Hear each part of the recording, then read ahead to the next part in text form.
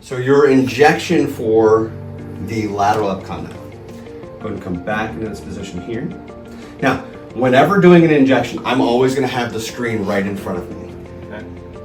Olecranon fossa, olecranon fat pad, tricep tendon, medial head tricep, lateral head tricep. All right, so see the clamshell? This is her trochlea. All right, so try and make that bone a little bit prettier. Yeah, there you go, right? Every once in a while you'll have a doctor who wants to see the anterior fat pad.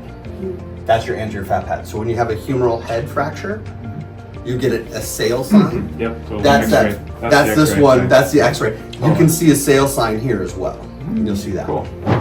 So it is kind of nice to have to be able to touch screen, right? It is kind of nice to be able to do that. But at the exact same time, if you're going to have gel on your hands, if you're going to have something like this, you have to have something holding this.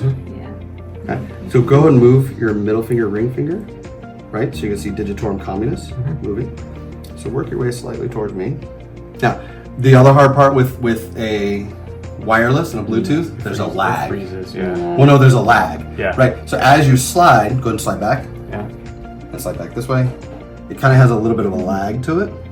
So keep turning. So extensor carpi radialis brevis, extensor carpi radialis longus. And then if you keep on that same line and come all the way around the edge. EPL. So keep coming up and let that wrist turn. Let it turn like that. Come right back up on there. Abductor pollicus longus, extensor pollicus brevis.